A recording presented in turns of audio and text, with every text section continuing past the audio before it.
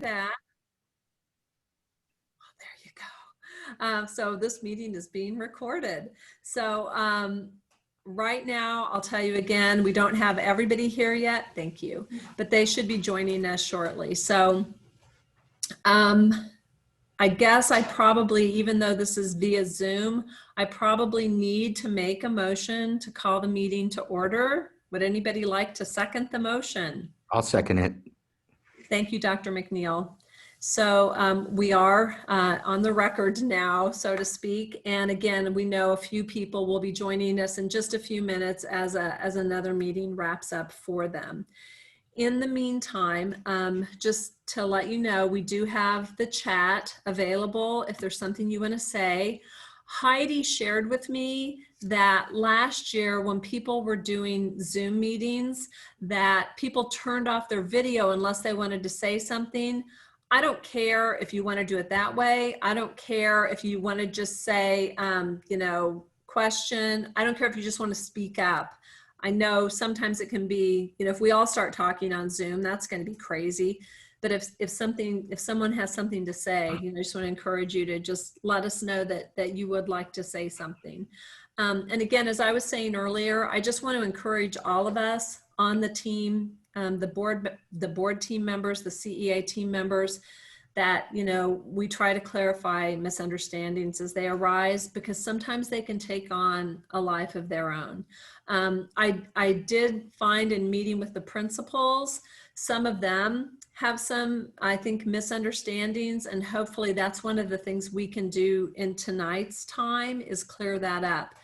So tonight we have allotted until 5:30. I know it's important to be respectful of people's time, so we'll really try to adhere to that and make sure that that's what we're following. So I just wanted to talk about at the last meeting, which was last Wednesday, both sides brought forth several proposals. And we'll kind of maybe do a brief summary of those too. And I also wanted to share with you, as I shared with you in last week's meeting, that we do have a governing board meeting this Thursday. Part of that meeting, there will be a study session where information will be presented to the governing board by Victoria Farrar, the CFO. And after that meeting, I anticipate that our next Wednesday's meeting, that she'll be sharing that information with us as well. I do know that one of the purposes of meeting with principals today was to get their input as well, to share information and get input from them, the same way we wanted to get input last night from anyone who wanted to share, and the same way we want to do that with all of you today. So Heidi's bringing me something. Thank you. So I do have the agenda, and we have called the meeting to order. And so just if Mr. Cazares or Ms. Stevens or another member of the team would like to summarize the new proposals that you brought forward last week, that would be welcome at this time. I think we could take turns, but I'm pulling them up, so give me, Okay. give me 1 second. And I have to apologize in advance while you're doing that, Michela. I've been having computer issues, and IT's been awesome. And this time, for once, it's not user error. There's something wrong with my computer. So I'm using a borrowed laptop, which means nothing is working right. I had to move my mouse because I keep trying to use it and it doesn't work. So I just want you guys to know I might be a little awkward too, because I'm using a different computer and it's kind of throwing me off a bit. So I couldn't resist the humor there, Susan. I had to rip on you a little bit. He Sorry. was disparaging you in the chat. Oh, I saw that. And Dave, I would expect nothing less from you. There you go. At least I'm consistent. True to form. I can go through the three proposals that I was in charge of. Okay. So we put forth to have psychologists be paid 301 money as the law changed, and we were looking for a way to, you know, make employment attractive for psychologists that doesn't involve M&O. So we put forward that psychologists would have access to 301 money. We put forth a proposal to have a separate school counselor and social emotional learning specialist salary schedule. So to have their own salary schedule was one part. To have increases in their salary was the second part, and including multiple stipends for certain certifications were included in that salary schedule proposal. And then for the speech language pathology assistants, it was proposed to add a special SLPA lane on the RSP salary schedule as other districts have, because it just makes sense that they provide speech therapy, so they would be with the speech therapists. Also, it was proposed to move them to salary, which benefits them in that their hours would match up with their SLP supervisors, and it would take them away from hourly. It would also kind of give them some options in selecting how many checks they get, so they don't have to be quite so good with budgeting throughout the year, which is a non-monetary monetary way to show appreciation for them. And then looking at other districts, it was suggested to give them a % raise in addition to giving them a lane and moving them from hourly to salary. It would also include in the same things that we suggested for the RSP salary, of including the COLA if they are at the top of the salary schedule, and suggesting a longevity stipend for 19 years of service and above, kind of prorated based on the years. Thank you for that summary. And Michela, are you ready to share yours? I am. Do you see how quick I turned that mic on? Hannah presented changes to certified contracts, so all the fine print, and the majority of the changes, changing the timeline in which a teacher is notified of the base salary reduction. So offering 2 full pay periods before the salary reduction goes into effect, and showing what an example pay stub would look like so that the families can calculate losses and figure out where they're going from there. Liquidated thank you. Damages. That one, reducing it from 2,500 to 2,000, then also letting it kind of be on a sliding scale. So if you're leaving and you're leaving folks in a lurch in August, that's a different feel than in March. And so adjusting for that, and also clarifying, we feel the reasons to not owe the liquidated damages. So based on military work, I'm really skimming over this, doctor's information. I'm skimming a lot. Also included some information about studies of how liquidated damages, the overall effect towards whether or not it helps people to stay in their positions, glossing over it.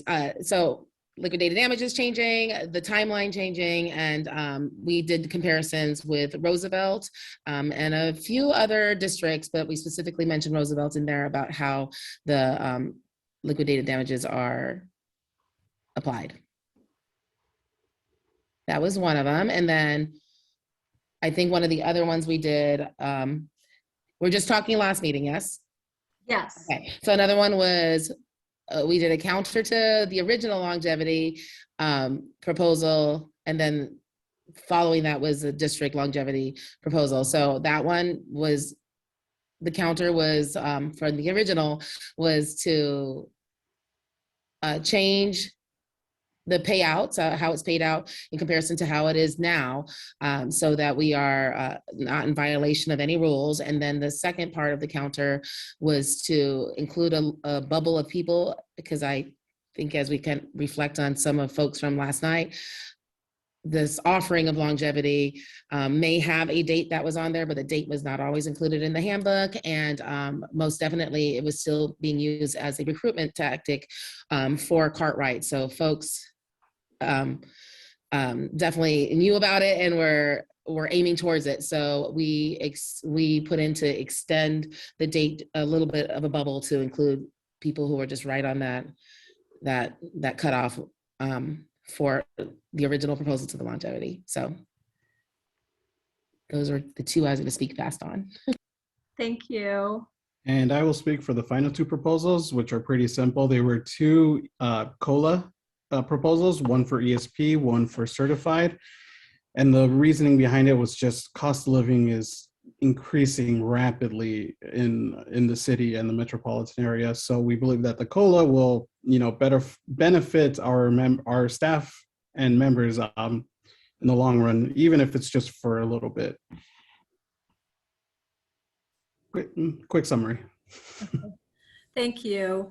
And so to just summarize the board proposals, and actually I will tell you, there are probably going to be some slight changes to one or two after information from last night, information from today, but I'll still share what we shared last week. So one of those was, as we shared, due to the cost of the post-employment retirement benefits, we can't sustain the longevity program. But we did want to do a tiered payout.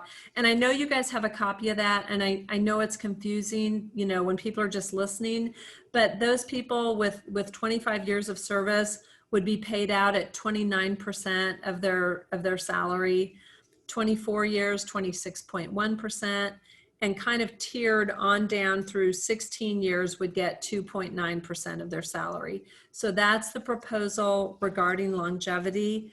And one of the questions that was asked last time was, what is the percentage of certified people that are affected? I don't have that for you yet. I anticipate having that by next Wednesday, but I don't currently have that information, but I have shared with Victoria that you had requested that information in that arena and a couple others.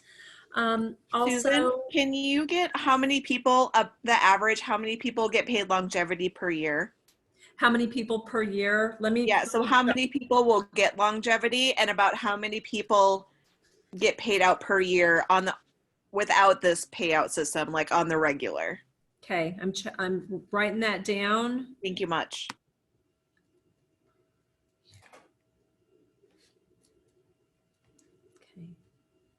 Okay.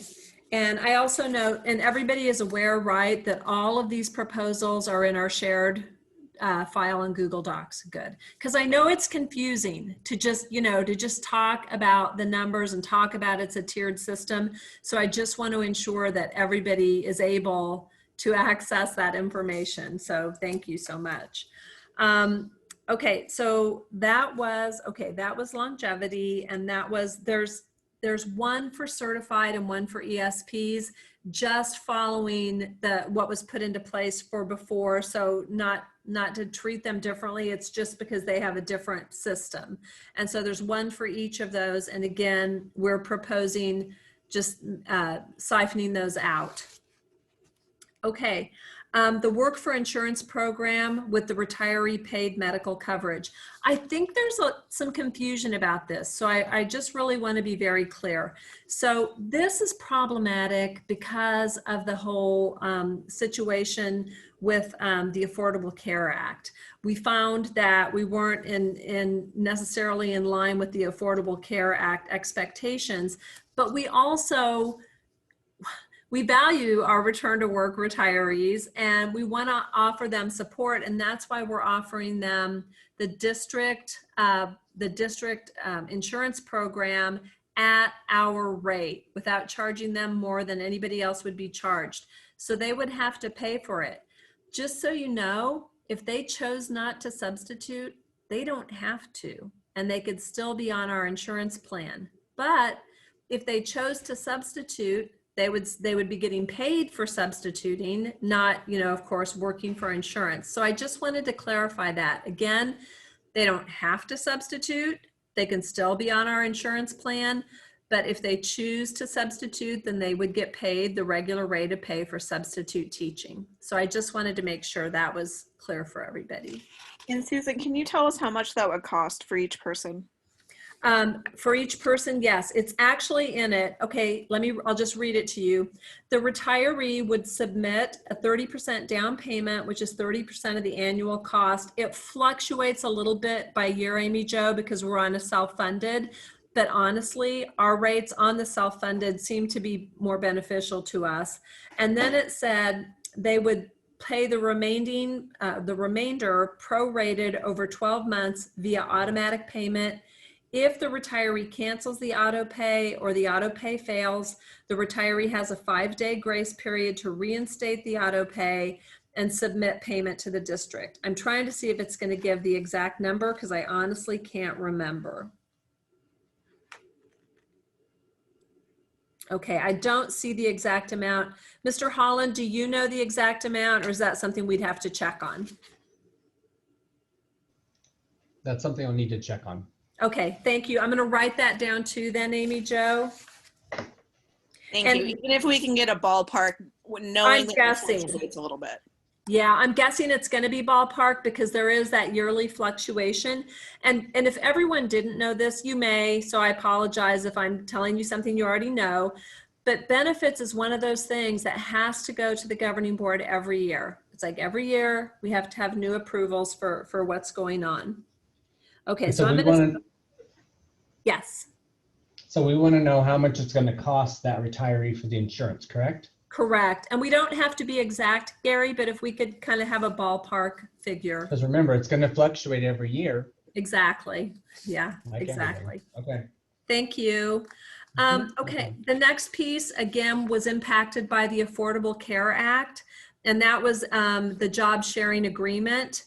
So because of that, as it says here, due to the Affordable Care Act requirements to offer standard benefits to all employees using the same criteria, the district proposes to offer medical coverage to all certified staff, even if they're job sharing based on actual full-time equivalent status, currently defined as 0.8 FTE.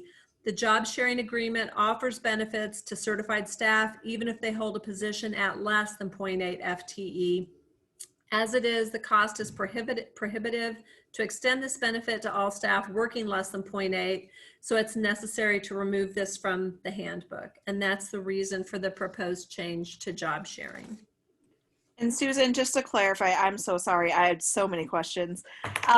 Is that proposing that job sharing is no longer an option, or it is an option only if both employees waive their insurance? I believe, I hate to be quoted on this, but my understanding from what I heard last night in the Q&A is that they could still do a job share if they were waiving the insurance benefit. And both of them would have to waive, correct? Because That's my understanding, but I would really want Victoria to rubber stamp that one.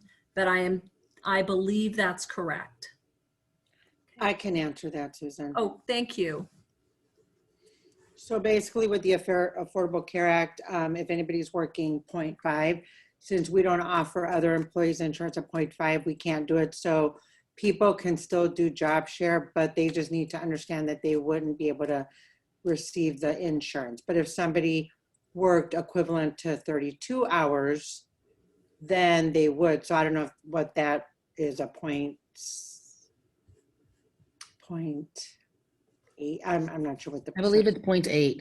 Yeah. Okay, thank you. So I have a clarifying question then. So does that mean that same half of one of those employees, if they get like a part-time job in a different department, like say they're morning part-time teaching and afternoon part-time being a custodian or a crosswalk guard, does that qualify them for insurance?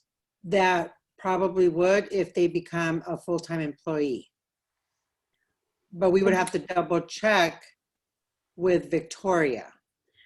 And the thing that concerns me about that is a lot of districts don't allow people to share a certified position and an ESP position because there are problems with that. And so I'm guessing that we probably don't allow that either. But again, I would defer to Victoria about that. Yeah, and I appreciate Susan saying that because in the ESP world, people can do a crossing guard and an I-8, but I've never heard of that, like Susan said, with a cert and then the ESP job. Thank you. Correct. Okay. Before we keep moving forward, I still have a question about work for insurance. I hope we can go back to that really quickly. So what I'm hearing is that if we accept the proposal to have a retiree pay for the insurance, that retiree would still be allowed to substitute for the district. And so it sounds almost like paying for the insurance is going to come off of the district on the back end and move toward the employee on the front end.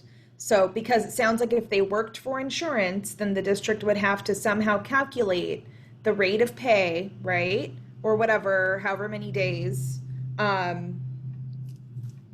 Not however many days, but it would be like you agreed to work for insurance, so we're going to contract you for this many days and we'll pay you for insurance.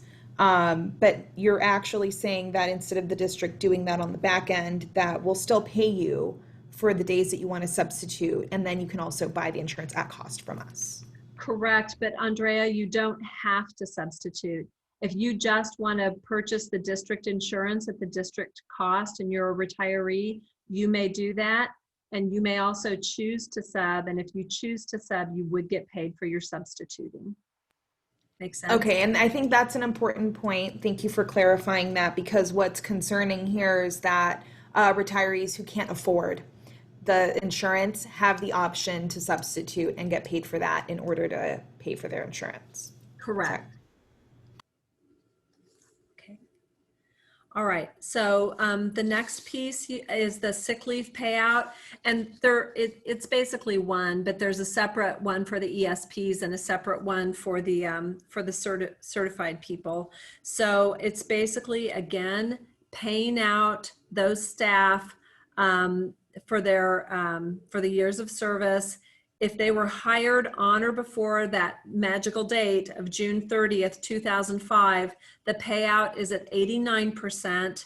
If they're within, if they have 5 to 9 years, it's 75%, 0 to 4 years, 25%.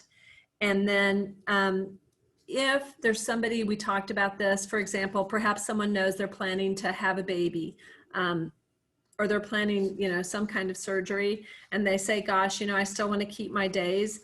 They can do that, but they simply have to let human resources know by April 15th. And we would send out reminders regarding that date, and they would have to let us know if they wanted to maintain those days. And then when they finally did retire from the district, any days they had would still be paid out at that 25%. Okay. Or they could just go ahead and do the payout, maintaining enough, I forgot how many, I've got to see what it says on here, maintaining enough days that they sorry? It's 80 hours. Thank you, 80 hours that they have that if they needed it. But otherwise they could just get a payout, at the end of this school year, basically. Same thing for the ESPs. It's just a little bit different on their conversion. And again, I want to remind everybody, all of these proposals are in our shared documents. So the same thing, employee with 15 plus years, they get 89% of 100, 10 to 14, 75% of 85, 0 to 9, 25% of 75. Okay. And Susan, clarifying point that only employees who have been in the district for 10 years have the chance to get that 25% payout only if they retire, not if they leave the district. Is that accurate? So what we said on both of those is moving forward, to get the payout, you would have to retire from the district, not be terminated from the district. Wait a minute, or was that longevity? Hang on, I'm double checking. It's the sick, because we're doing away with longevity. Correct. So it applied to the sick time. Yes. So it is. Thank you. So you have to work within the district for 10 years before you get the chance to have, if you continue to accrue, that 25% payout. And it's only if you were, you said retire, not terminate, but there's also just choose to leave. Correct. So it's only if you retire and it's at 25%, and only if you work in the district for more than 10 years. Correct. Okay. Yes. Okay. And you guys, just so you know, some people are expressing concern that we're not on YouTube. I'm recording this and it will be put on YouTube, just so people are aware. Okay. So we are being recorded right now.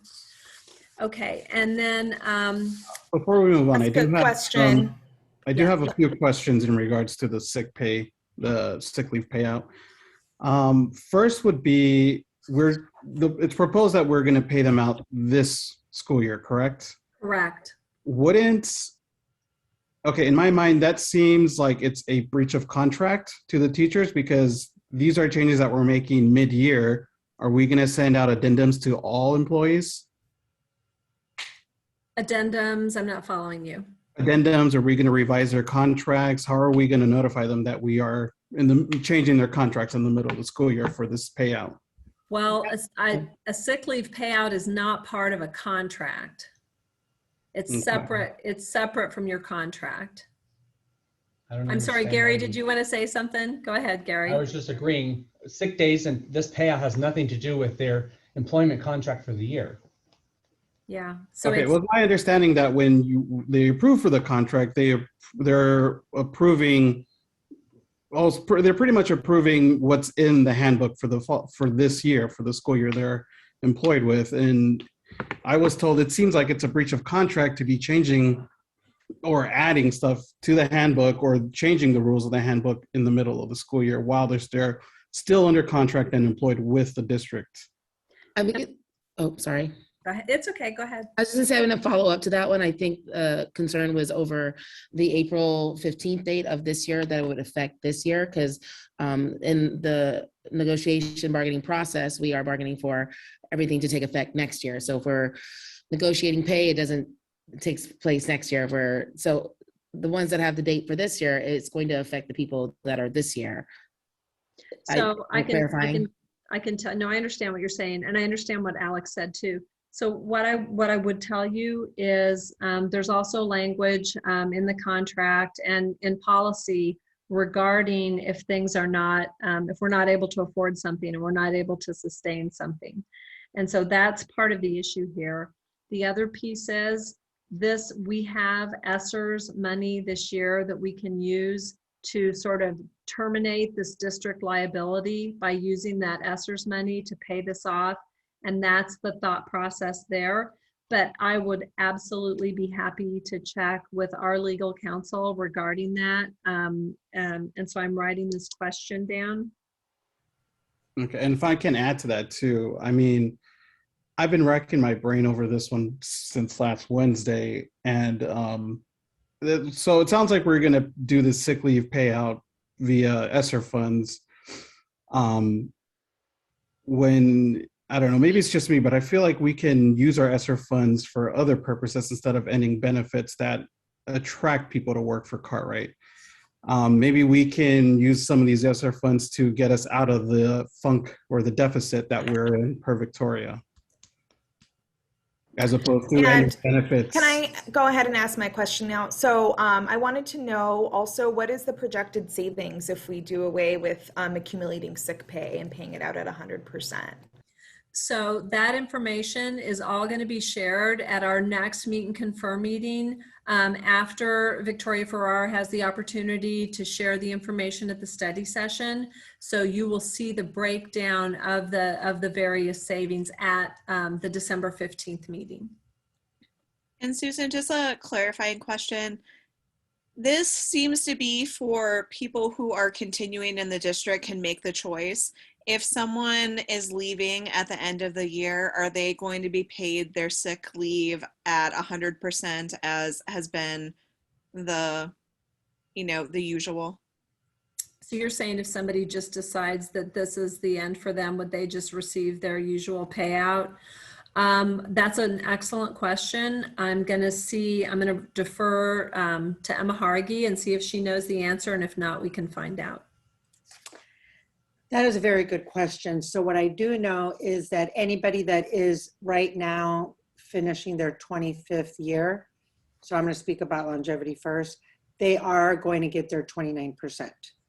So anybody that you just mentioned, Amy Jo, if they're leaving, We haven't really discussed that, but people who are cashing out their days who have so many years here, they're going to get, I think it was 95% of their sick time. I can't remember what the exact figure was, but we have not discussed that. So I really can't answer that because we didn't think about that because the principals did ask us this question today. So I don't have an answer for that one. Is that something you guys can discuss and come back with at the next meeting? Yes. Just to clarify for our members. Yes, and Amy Jo would be so you, Emma. helpful. I'm writing stuff down as we go, but would honestly be really helpful if you would like email questions to the board team as well. So we knew we were being specific. Does that make sense? Yes. Do you want me to email them to you now, or I should have emailed them prior? Oh no, anytime. It's fine. Okay. Anytime you can, that would be awesome. Sorry, just letting somebody in that was in the waiting room. Okay. All right. Did anybody else have a question? I'm sorry, before I move forward. Yeah. No. Well, yes and no. Because I love the idea that we're going to email questions back and forth, but also if I can encourage both teams to utilize the drive and like mark up these proposals, because the whole idea is we're negotiating back and forth, and I think it's important. I think you just mentioned that some of the proposals might have some changes, and I think we announced that we usually meet on Saturdays to work. So if there are changes that might affect how we approach on Saturday, that would be most helpful because we spend a lot of time together and that would help cut some of that down. So I know we haven't done it yet as well, but like comments, strike throughs, all that fun stuff, so that we can go back and forth at our next meeting. Thank you. Okay, so just summarizing the last two, that was modifying the sick leave accumulation to begin in fiscal year 23. The district work for insurance plan that grandfathered all employees hired prior to fiscal year 2006 should end, and employees will receive an option to purchase that medical insurance. And again, comes back to the Affordable Care Act. And I know we've kind of talked about that already, but I still wanted to throw that one out there. And finally, the last proposal was regarding the addendums. And there were some addendums for an art coordinator, music coordinator, PE coordinator, speech and language coordinator, and a mentor coordinator that has been in effect for a number of years. And in reviewing, it was because they were asked to work 2.5 additional weeks or 12.5 days, but that hasn't been happening for quite some time. And so they were given an addendum of $5,000, and we were proposing that go to $2,500. I think that and again, I'm going to defer to Emma Haragi, but I think there's some question about whether that is anticipated to happen now.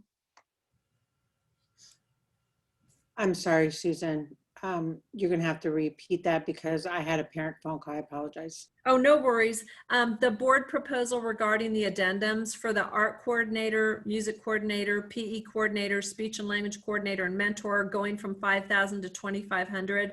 I wasn't sure if we were still keeping that on the table at this point. You know as much as I do because we discussed today that we were going to go ahead and leave the stipends alone, but we know that those stipends come with extra work during the summer. So either we just need to talk to those people about the extra work in the summer, or we just need to cut back a little bit. So we need to have further discussion about that. But we took stipends and extra duties off the table for that for now. Thank you. And clarifying question for Dave, because I had a member reach out and ask me, the speech language coordinator, is that like the lead speech, or is that a stipend that multiple speech receive because they supervise an SLPA? What is it? How many people get it? Just to clarify, because Yeah, Amy Jo, thanks for that question. I do not know that off the top of my head. I know that we do have a coordinator here, and she is paid out of IDEA. I have asked Connie to pull those numbers to see if anybody receives these stipends, or if this was a stipend that was memorialized prior to the addition of this staff member. So Okay. I will have the answer for our next meeting to make sure that we clarify, is it for one person or is this a stipend that many individuals are getting in supporting SLPAs or things like that? Thank you, Dave. Great question. Okay, so we still have a little less than an hour left tonight. So I wanted to open it up to discussion, to sharing ideas. I appreciate what Michela said about going into that shared drive and, marking things up and writing notes on things. But I don't see any reason, unless somebody can tell me one I don't know about, why we can't also share ideas in our discussion here tonight via Zoom. As I said, this is currently, I know some people are saying, hey, it's not on YouTube. I am taping, I promise, and it will go on YouTube. So. I think we might have additional questions. Okay. They are Victoria. Well, no, actually, they're everyone related. Did y'all want me to start this one off? I can do my usual where I'm not prepared to talk, but okay, I'm starting this one off. Dang it. Can I stop you real quick? Yes. I just got a thing. I'm so sorry. I just got a text saying somebody doesn't have the Zoom link, which I don't know why, but I'm gonna, okay, hang on. I'm going to, Emma, could you send the Zoom link to Patricia and Victoria? She might be on the phone again. I don't want to ignore you while I'm right here. I'm right here. Okay, can you send Patricia and Victoria the Zoom link? They're saying they don't have it. Yes. But so anyway, okay, back to you, Michela, go ahead. So two questions. The first one, I know that we just covered a bunch of proposals that were from the last meeting, but we had a few of them that were hanging over from the meeting before. So again, available to answer questions, I know on both ends, but available to answer questions. The meeting before, I believe, was the RIF rubric and the conflict resolution procedure, and I might be mixing up our meetings, but definitely welcome some go back and forth between the two. And I know that we brought the RIF rubric up, especially, it was mentioned in one of the earlier meetings that there are no plans for RIFs, but if there were plans for RIFs, they would take place, not hopefully, but in December. So just want to remind that there are some out there that we wouldn't mind going back and forth over, either in the folder or out loud. And then the next question is in regards to the budget presentations. And I know that we've heard it a couple of times and we keep mulling it over and talking about things. And I think one of the biggest ones, as we keep hearing of the $18 million deficit, I think we're finally at the understanding that there is an $18 million deficit. And if things don't go to plan, if legislators don't do the right thing in January, then we're looking at double that. So now what we're dealing with is that $18 million deficit. And we are hoping that you or team or Victoria can show us exactly where that deficit lies. Our budget documents on AD's website shows that we're carrying forward monies in almost all funds. And so like literally a highlight of where exactly is that deficit. Where is it? So that was one of the major ones. I don't know if that can be answered tonight or if that's something that can get back to us, but that question has come up quite a bit. So Mr. Holland, do you feel like that's something that you can address for Ms. Stevens?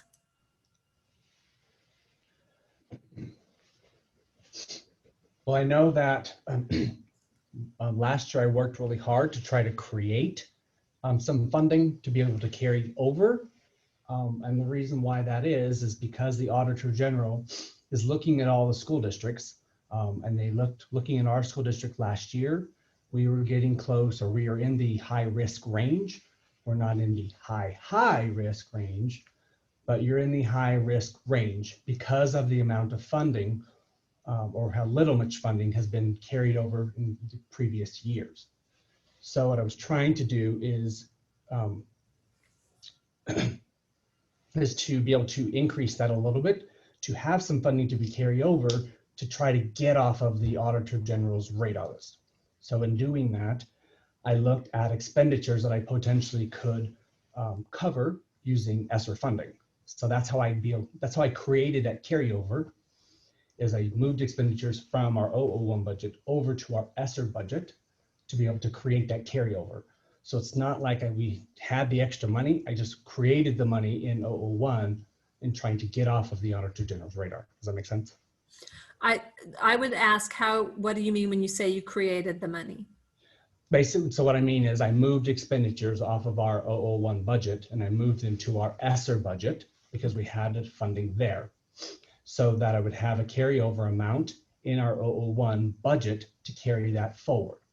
Because the Auditor General looks at how much you've spent of your budget. Did you carry anything over? And if so, like how much? Because the smaller your carryover amount gets, the higher your risk grows. Does that And make Mr. sense? Holland, is 001 M&O?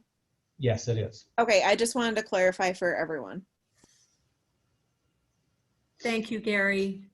You're welcome. Does that help? Yeah, I do think that's helpful. And, you know, something else that I wanted to say as well, I just want to reiterate, particularly after, you know, some of last night's comments or concerns that were shared. This is kind of a perfect storm. This is a combination of the pandemic. This is a combination of declining enrollment. This is a combination of declining birth rates. This is a combination of the fact that we are pretty much landlocked here in Cartwright. And we're not seeing a lot of new building, new construction, you know, single family homes, multiple, you know, apartment complexes, things like that are all impacting us. But most of all, I think we all know what is impacting us, and it's the decisions of our legislators, of our leadership for the state. And so it concerns me when I feel like people are blaming an individual in our district, or when they're blaming a department in our district and saying you didn't do your job or you screwed your job up, because that's just simply not accurate. And so I do look forward to next Wednesday when everybody's able to see the information that kind of spells out why we are where we are. And so I just want that to be said. I think that it's important, as I shared last night, I think it's important that we try to move forward and fix the situation we're in, and not look for a scapegoat, not look for someone to blame, because again, I just want to say that you're not going to find that person here anymore. So I just think it's important to note that. Susan, I hear what you're saying. And after last night, you know, legislatures are kind of like, for every call, it represents, you know, 10,000 people that feel this way, or for every letter, it represents X amount of people that feel this way. And last night, for the people that came to the forum, they were angry. And I understand, because as much as you say that it's not one person's fault or one department's fault, the people who are truly blameless and have no say in this were teachers. So I think it would help if, in addition to saying, you know, that this is how we're going to move forward in regards to making the cuts, if there were also clarifications on, this is how we're going to make sure that this doesn't happen again. Like, these are the mechanisms we're putting in place to make sure it doesn't happen again. Because right now it seems like, oh, like, sorry, like a whole bunch of people are going to have to face some stiff consequences, and some valuable benefits may not be able to be continued, but there's no, I feel like people were illustrating that they feel that there's not enough addressed to the issue. Or I know they haven't had the same budget talks that we've had, and you know, that's partially on them for not watching our incredibly interesting Meet and Confer. Make sure you smash that like button and hit subscribe, get the bell for notifications, because there's a lot going on with the budget, people. But I also feel like they are at a point where they don't feel like there's enough information for them to have closure and be okay with it. So I think we're in a spot where there's a lot of anger, and it's very difficult because if, you know, we can counter, but it's a bad situation. It's a very difficult year for Meet and Confer. It's very interesting. Can I take it from there, Amy? Because I think that there are a couple things going on. Like you said, Susan, it's a perfect storm, and like Amy said, that we have a lot of teachers who are very feeling threatened. I think we're all feeling threatened right now, right? Because our livelihoods, we don't know where these, like how the cuts are actually going to affect us. And things are so difficult right now. We're making do with so little already that any cuts feel really threatening just to our day-to-day ability to operate. So the question here is, would the proposals from the district be so lean if we weren't facing cuts from the state? So that's one. So would our deficits that we have, would they be so lean, or would Meet and Confer look differently? We want to know, I think everyone in this meeting and beyond, many conversations I've had with people, we know that we have to point up and look at how our state has been treating public education, and they have not been respecting us. And this constitutional aggregate spending limit is just such a huge issue, and we all need to band together to really work against that. But then also on a local level, we kind of want to analyze and see, okay, well, what's going on here, and what are the ways that we can work together to make sure that our Cartwright employees are feeling protected and have some type of buffer from the cuts that are coming from the state. So I appreciate the remarks that both of you made. I want to say one thing. I agree with part of what you said, Amy Jo, about some people are angry, but I don't think all people are angry. I think some people are angry. I think some people are thinking and offering suggestions, and I heard some good ones personally. And I think that we will do better to listen to people who have suggestions and ideas that make sense, that we can all live with. When they hired me, and I shared with you guys at the retreat, I'm a big believer in win-win negotiation, which is a little different from Meet and Confer. And I am not, as I've shared with you many times, I am not a believer in playing games. I don't like to go buy a car and play games and spend my whole day there. I want to know what you want, what it's going to take, and if I'm willing to do it. And that's how I am. And not everyone's like me, and people don't have to be like me. But I do like to let's look at ideas. None of us is as smart as all of us. And so if we share ideas and we share suggestions, then we can navigate this better. You know, we haven't even talked about the impact of charter schools, and we all know what that impact is. One of the things that's going to be shared with you is a study that's been done by our business services department. It's a projection of what's happening with enrollment, not just in Cartwright, but in our state. And it's a result of many of these things we've already talked about. And the enrollment is not going to be what it was. We're not going to be at 17,000 scholars again anytime soon in the current situation that we're in. And so I think one of the things that Amy Jo said was, you know, are we doing some things to make sure this doesn't happen again? We are proposing doing things to make sure this doesn't happen again. And those are things people don't want to hear about right now. And I get it. Nobody wants to be impacted financially. Nobody does. And I agree with what Hannah said weeks ago, what Amy Jo said tonight. I agree that teachers are struggling, but not just teachers. ESPs are struggling too. You may not want to believe it, but administrators are struggling too. There are fears and concerns across the board. We're just trying to do the right thing by our district and also by our students. And I want to say, I think sometimes when people are afraid or upset or angry, we become pretty self-centered, which I think is also natural. But we need to remember kids. We need to remember that's why we need, you know, fresh paint and decent furniture and nice flooring and nice areas for them to go outside and get some fresh air and have some downtime. All of those things matter too. We also in education know there are different pots of money, there are different funds, and they can't always be used for the things we'd like to use them for. That's something people outside of public education really have a hard time wrapping their head around. At least those of us in the education world have a better understanding of the fact that, hey, capital monies can be spent like this, M&O can be spent like this, you know, title can be spent like this. And so those are things to be aware of. But one of the first things, if anybody's taking a financial education finance class, that they teach you in those classes is you can't pay people salaries out of unsustainable funds. It's just a very bad idea, and it's a very bad use of those funds.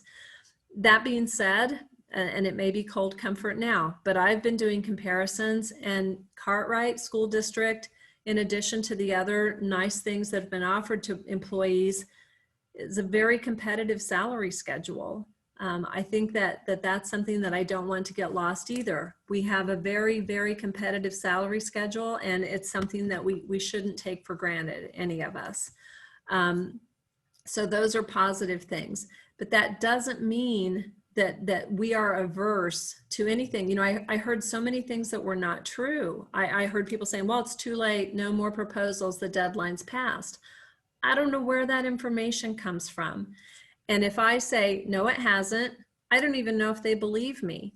And that's why I feel like it's important that all of us are responding and saying, hey, we're not implementing a RIF rubric, or we're not cutting anybody's salary, or we're not past the deadline for proposals or for discussion.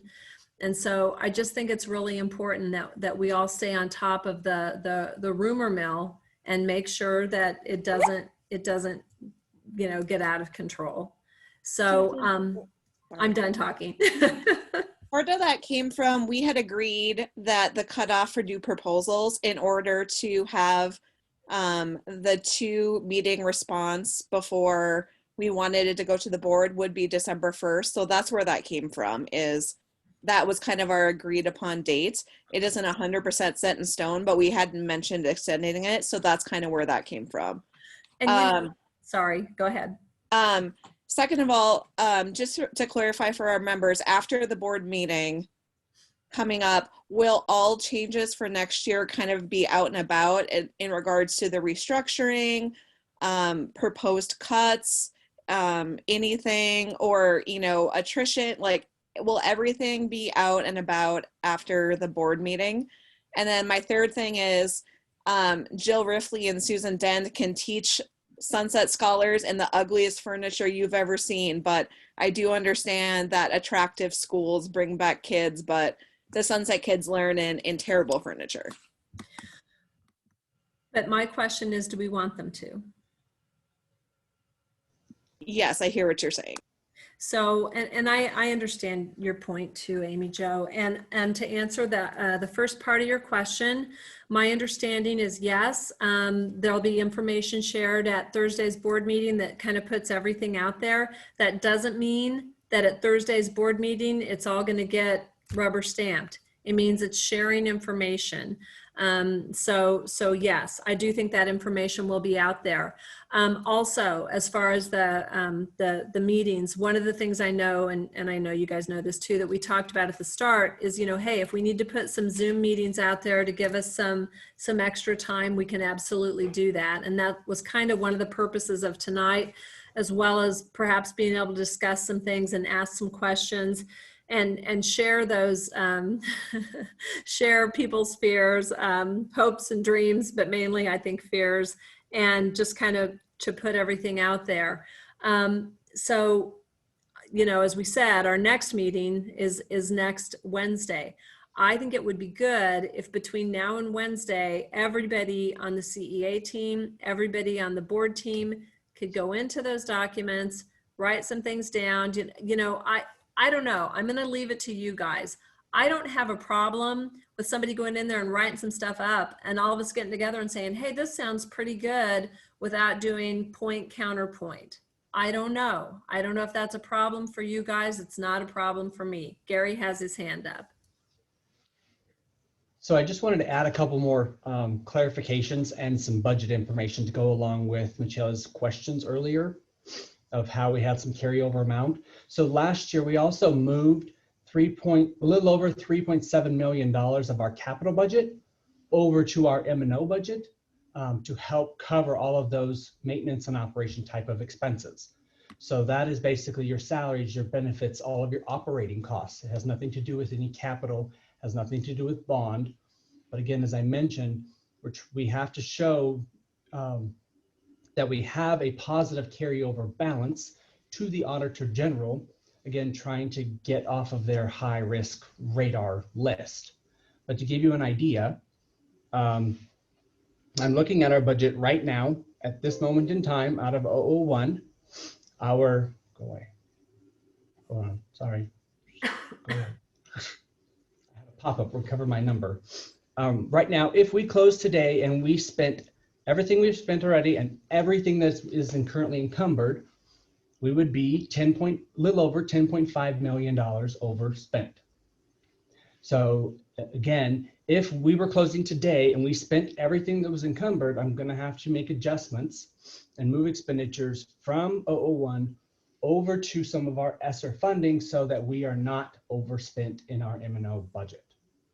Now, of course, we do have some vacancy savings, so I'm hoping that that there's enough that'll help bring that number down.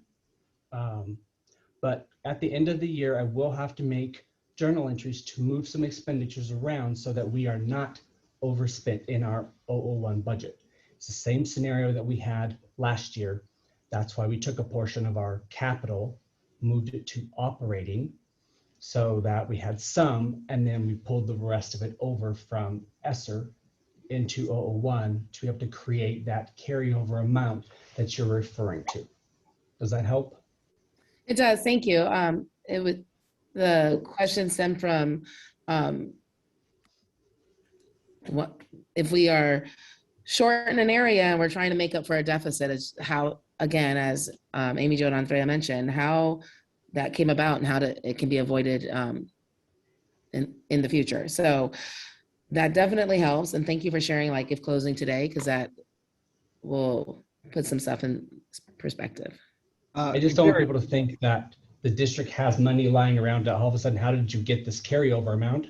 I just explained how we had to move things around to be able to create that carryover amount. Gary, if I may ask, is it possible for us to see an object by object spending analysis of all the funds for the school year so far?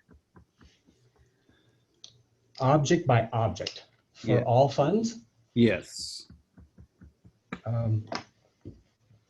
I'll have to work on that. Let me see. Yeah, I know it's a huge ask. So I don't need it right away, but whenever you get a moment. Because I know it's pretty much just an itemized receipt is what I'm asking for. And I think, and I don't want to profess to be an expert here because I'm not, but I think that might be some of the information you're also getting from Victoria, but I'm not sure if it's as complete as what you're saying, Alex. So that's something that we could definitely share with her too. Yeah. Thank you. Alex, you asked for all funds totals by object. Correct. But then you said a detailed list. Are you asking for every single transaction, or are you just asking for a total? Detailed preferred.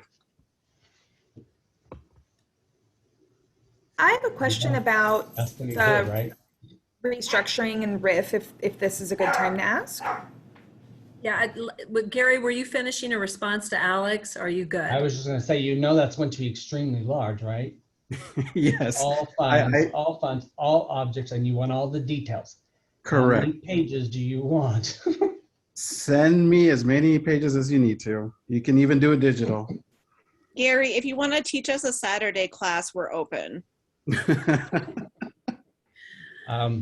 I will see what we can do. I'll talk with Victoria and see what we can come up with. Thank you. Okay. I appreciate it. No problem. Thank you both. Sorry, Andrea, go ahead. Thank you.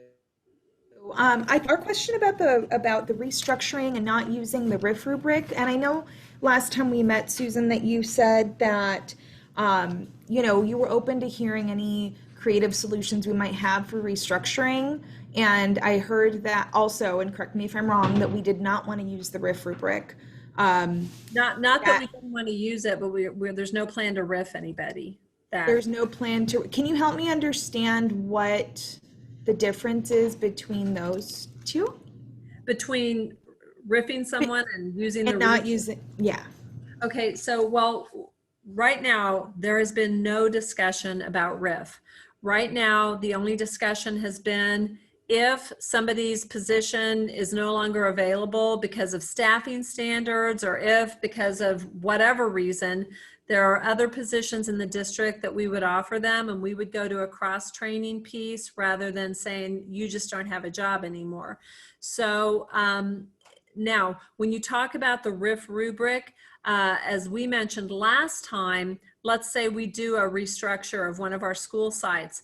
I don't know that we want to use a RIF rubric in determining where we place people who could perhaps be displaced, but is there another way to look at it? Or would you like to use the RIF rubric? I mean, I'm open to either one.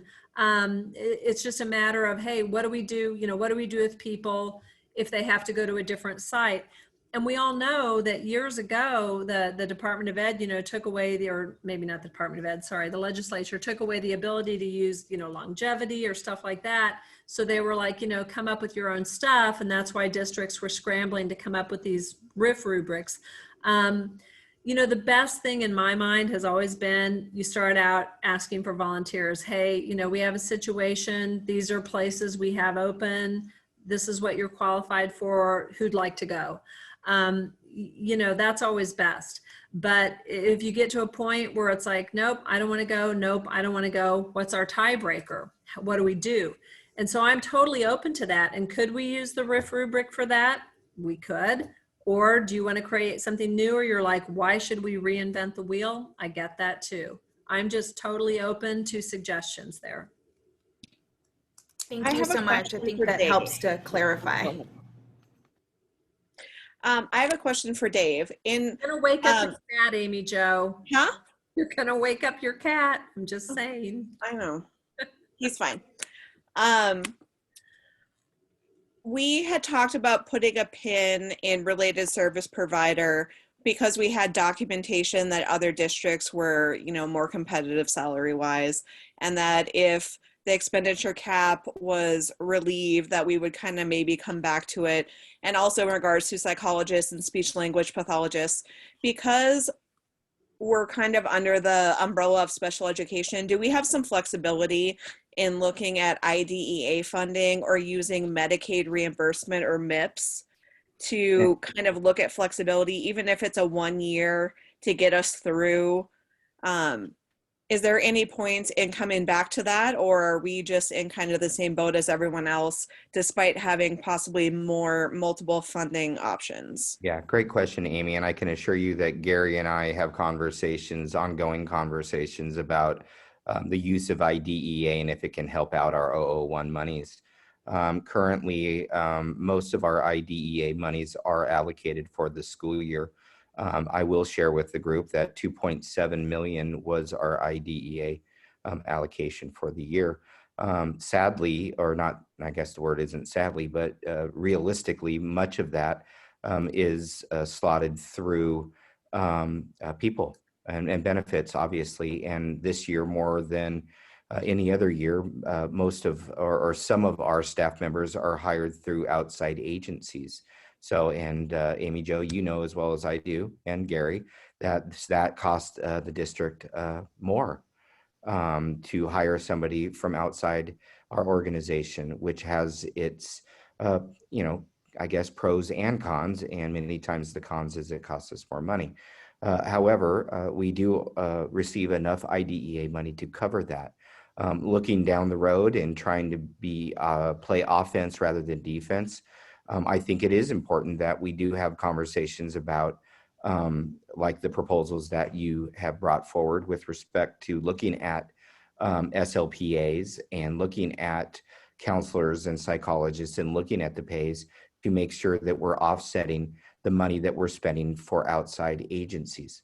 However, I think it's important, though, that we do look at, when we are looking at other districts, we are looking at all aspects of other districts.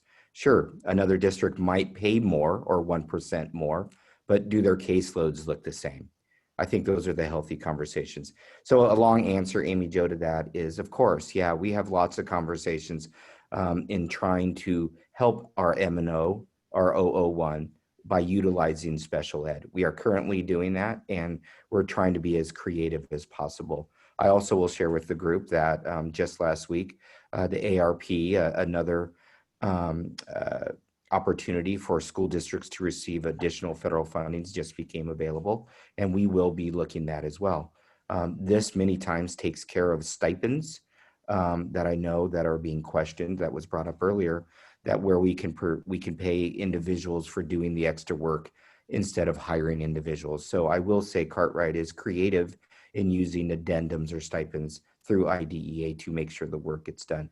But Amy Jo, again, I think lots of conversation, a lot of creative thinking about the current budget, and maybe moving forward needs to exist. So I think we still should be doing some talking, definitely.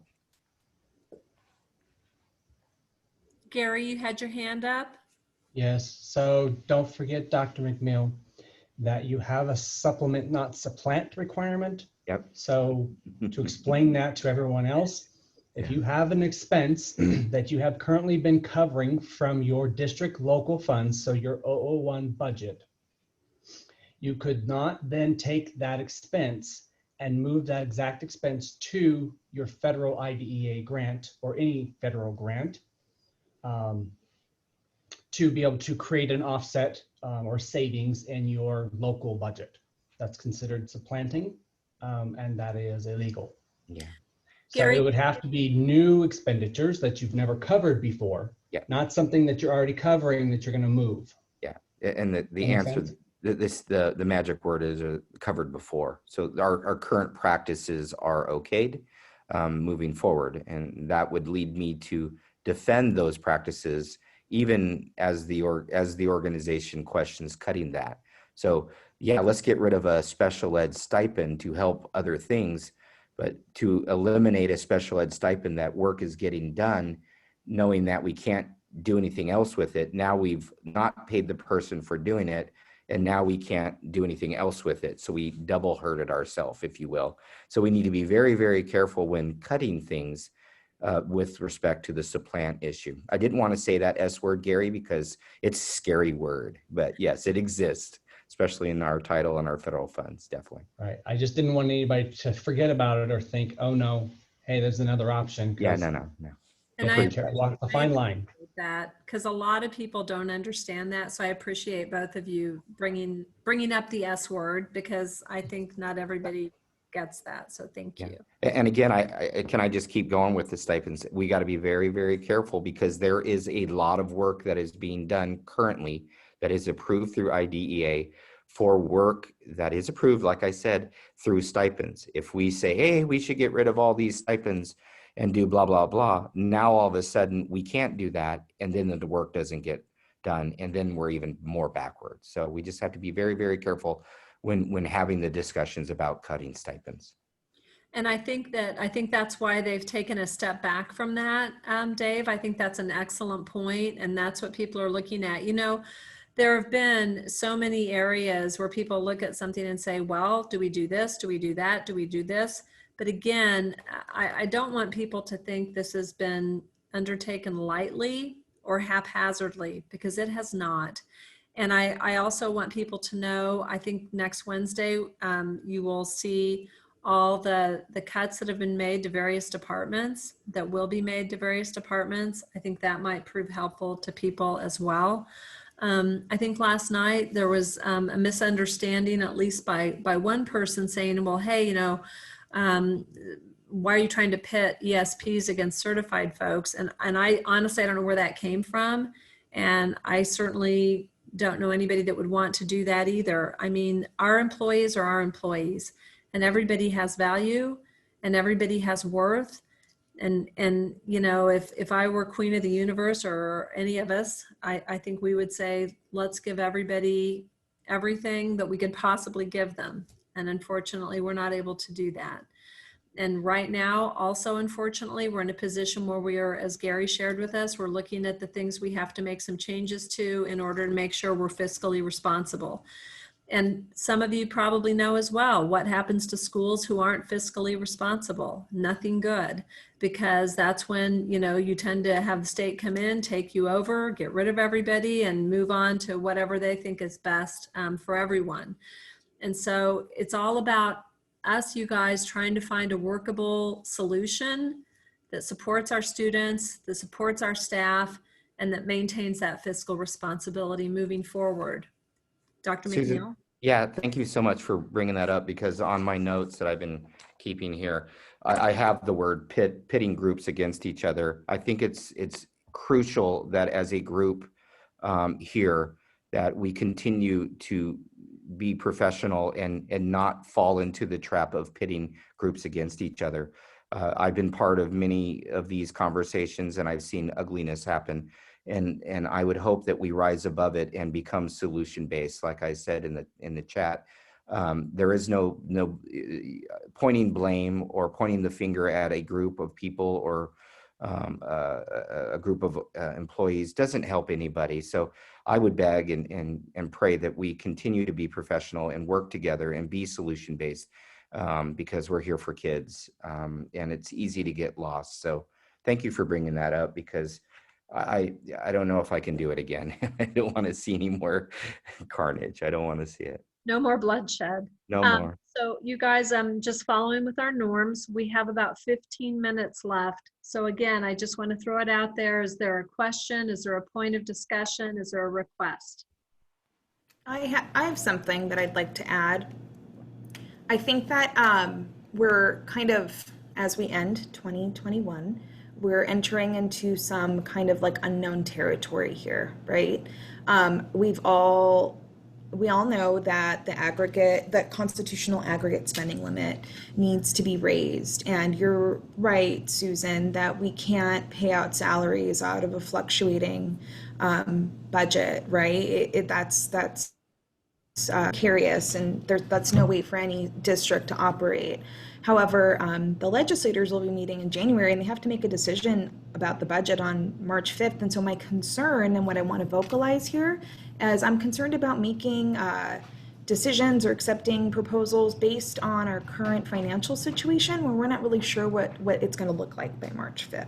So I just wanted to say that so that we all get on the same page. I know that we want to have some decisions made before contracts come out, next year. But at the same time, I think we can all agree that there are so many factors at play that have not quite been pinned down yet. Well, that's all I wanted to add. I appreciate that, Andrea. And I would just say to that too, in my understanding, and Gary, feel free to correct me if I'm wrong, in my understanding, the known is one of the 18 mills. The unknown is the other 18 mil. Am I correct? Okay, I see Gary nodding. I love it when I can say something about money that makes sense. So thank you.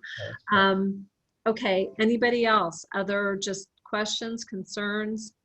Amy Jo always has questions. So going to the board meeting, will the plan be in place for the known entity of 18 million, or will there be a plan B presented for the 36?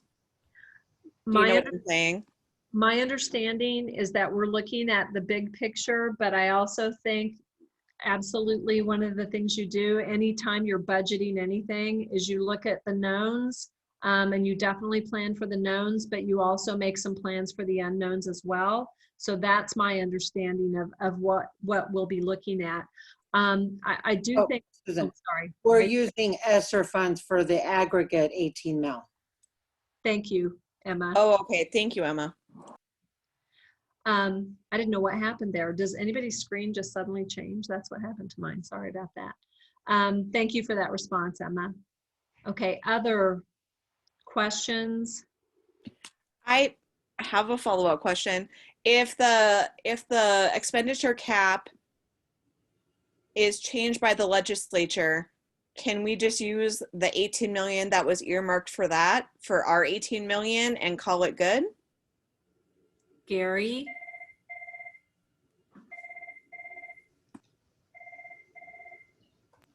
I do want to remind everyone that the 208 funds are being held in a lower court because of the aggregate spending limit, and that's another $900 million that we'd be projected to see, probably not until the following year, but there's a lot to gain from resisting this spending limit. And one of the things, I don't know why I just thought of this, but one of the things that just occurred to me as well, that I think there's been some confusion about is that things change, as Andrea just said. You know, things change, things happen. And we all know that those of us who've been in education a long time or a lifetime, in my case, we all know that we have ups and downs. We have good years, bad years, whatever. But one of the things, again, that we have discovered is this idea of governing boards promising things too far down the road. Governing boards implementing things that will be something that future governing boards have to deal with. It's one of the reasons things like our contracts, our salary and benefits, all of our ongoing business operations go before the governing board every year. And so what happens, it's kind of like I mentioned with the stipend piece, where it was like the initial idea, however many years ago, was these people were working, you know, extra days, and it hasn't been happening for a very long time. And that's why it's important for us to monitor our processes and our procedures. And it is important for us to take those things to the current governing board and make sure everybody knows the reason we're doing something. You know, as an old bag English teacher, one of the books we read was Shirley Jackson's The Lottery. Probably none of you have a clue what Shirley Jackson's The Lottery was about. It was a short story that it was about a small town that every year would kind of draw lots and they'd stone somebody to death. And the reason they did it is because they'd always done it that way. Now, that's oversimplifying the book and the process, but sometimes we don't look at why we're doing things, and we have to do that. And we should do it in good times as well as the tough times. We should look at our processes and say, hey, is this something we can change or refine? And again, even if we go through meet and confer, and let's say even if we conclude meet and confer, you know, before the contracts come out ostensibly in February, if suddenly we got some great big piece of good news, I can just about guarantee you nobody's going to say, nope, we're not going to, you know, we're not going to try to do anything to support people or let people know that we value their commitment to this district. So I just want to throw that out there too. You know, it ebbs and flows. The situations we deal with our funding ebbs and flows. Of a more concerning nature are the things Real quick, I'm sorry, Susan, can I say something? Yeah, go ahead. The $18 million of ESSER this year are going to be used to cover the enrollment situation. And this is kind of why we're talking about making those changes for next year. And ESSER is limited. So remember, it's not like unlimited, there's timelines on it. So that's why we can't put everything on ESSER, because it's a limited amount and it's time bound. And Emma, what I was just saying also, and maybe you'd care to weigh in on this, I don't know. I'm just saying if things were to change for us, you know, drastically from a financial standpoint, there isn't any reason we couldn't revisit certain requests or certain things that people were asking us to look at. Would you agree? That is an accurate statement. Okay. All right, other questions? Other information? I have to tell you guys, this is the best meeting I've ever been in for people who do adhere to the time limits. That's one of our norms we have stuck to religiously. So I appreciate you all for that. Alex, were you going to say something? Yeah, I did have a question, and it's a follow-up to Emma's statement in regards to the ESSER funds. Last I checked, we had, I think it was about, what, 69 million in ESSER funds, and that was in ESSER 3 funds, actually. And I know that isn't set to expire until 2024. I thought the limit was whatever, you know, we can use it on anything that related to Title I funding. Why are we limiting how much we spend now? And why are we cutting programs and benefits instead of paying out that 18 million? Well, I'm not the CFO, so I can't answer that question in super detail. But every student obviously is an amount of money. So we are like pretty much 2,000 students down. So we have to make that up. And we've been staffing higher and have been kind of losing money over time. But I don't want to keep talking about the answer because I don't know the answers, but ESSER funding is being used for a lot of different things, acceleration teacher specialist, RTIBs, PPE, some of the modifications to things, the LED lighting, air conditioning, like there's a lot of things because people see this big number and they're like, oh, what is Cartwright doing with money? But the money has been used and it is earmarked for certain things. But we want to also be careful that we don't put things in ESSER that are not sustainable. So like we were very clear about acceleration teacher specialist, that it was temporary, that it was going to be, it's pretty much an ESSER acceleration teacher specialist. And we all know that once the ESSER funds wane down, we're going to have to, end those positions unless we're in a much better financial situation. RTIBs, that's another position we're using to pay for ESSER. And then we're also paying for social workers. So staffing, but also items and also projects. And I'm trying to think of what about the COVID nurses and the COVID cleaners? COVID nurses, COVID testing. We also hired COVID extra maintenance people. We bought all those sprayers. We bought the microbirds. We bought technology. We bought headphones. We bought, there's just a lot of, we could probably get you a list of, Alex, because we have a list of all that stuff.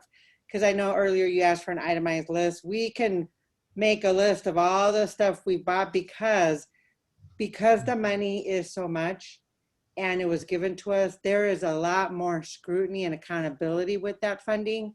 And so we have to account for every single cent. Got it. Hopefully Also remember that some of these things that we're doing, if we want to be able to continue to maintain them, you have to allocate that out of that pot of money as well. So you're talking about that ESSER funding is supposed to last us until 24. But if we're not careful and everything that we've spent so far, we won't be able to make it stretch that far. Plus we have, as Emma was listing off some of the things that we've already purchased, we've also done HVAC upgrades on our buildings, which also came out of ESSER, which was several millions of dollars, as well as some other capital projects, because we didn't have enough money in bond funding to cover everything. So ESSER was helping to cover some of those expenses as well. So just kind of keeping that in mind also. The other thing we did too, because of the COVID, we thought about like play areas for kids. So we resurfaced the basketball courts. That's a ton of money. And the biggest purchase we made that we were desperate for, and it was very needed, were the textbook adoptions. The curriculum adoptions cost millions of dollars. And that's something we do have to, keep paying for the books and such. And online, remember Freckle, we paid for all that. It was like $450,000 for some of those programs. They were free from March to May. But once they got us hooked, guess what? The prices went from free to like a crazy price. We had to try to negotiate. And some people were like, okay, fine. And they dropped the price like $100,000. So imagine how much they're charging that they were able to negotiate down. Yes, Amy Jo?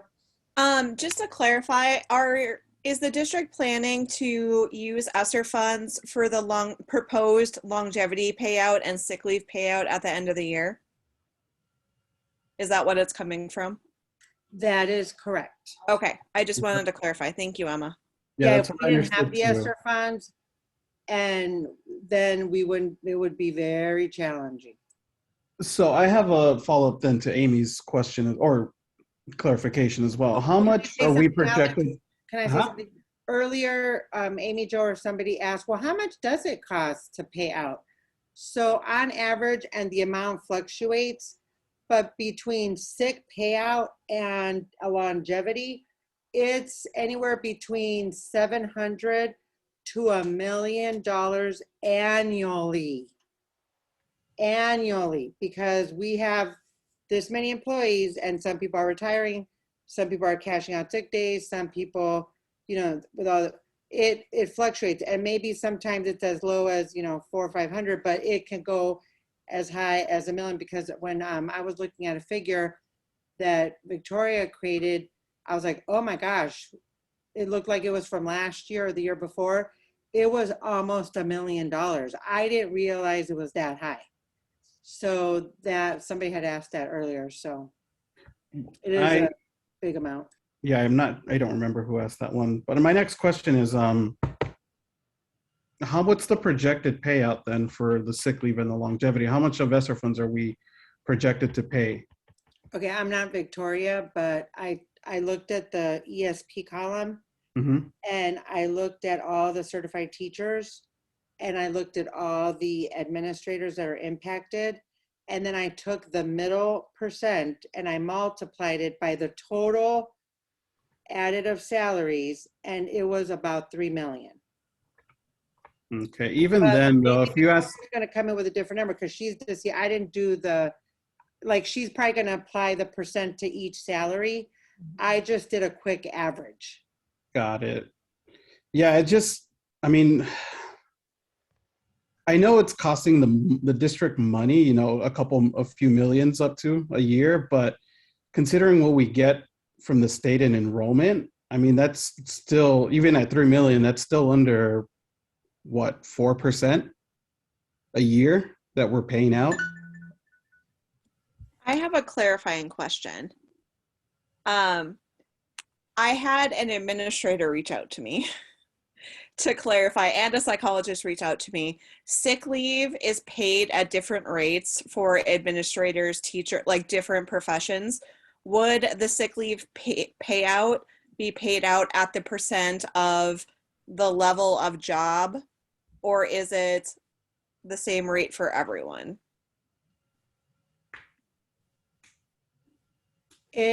Well, we haven't really discussed that, but I'm assuming that it would be the rate that it's always been paid out at. Because Okay. if we start changing the rate, then we're kind of now saying, oh, well, we're going to pick this random number. We should stick to the number that we've used. And that's why we always, when we increased the sub pay to 200, we wrote in there, this would not apply to sick out, you know, payouts. Mm-hmm. So we would use the amount that is always used for the calculation. Okay, thank you. That was helpful. And I'm done with my questions as well, so. Thank you, Alex. Okay, so it's 5:31. Does anybody else have a question or a comment before we sign off for the evening? Okay, I want to thank you all again for your participation and your time tonight. I just want to say again that we'll be together next Wednesday from 4 to 6, and we'll have some more information from Victoria. I'm going to go ahead and make a motion to adjourn our meeting. Do I have a second? I second. And all in favor, let's do a thumbs up. That way I don't have to ask you all via Zoom. Okay, I have to look real quick. Dr. McNeil, I don't see your thumb. Okay. Okay. All right, you guys, thank you so much. It is 5:31 and we are adjourned. Have a lovely rest of your evening. Good night, everyone. Good night. Hey, Susan, Yes. can you wait? Sure, but I have Actually- to figure out how to stop recording first, Gary. So give me a sec. Yeah, I see that. Okay. Because I'm not finding, oh, here we go.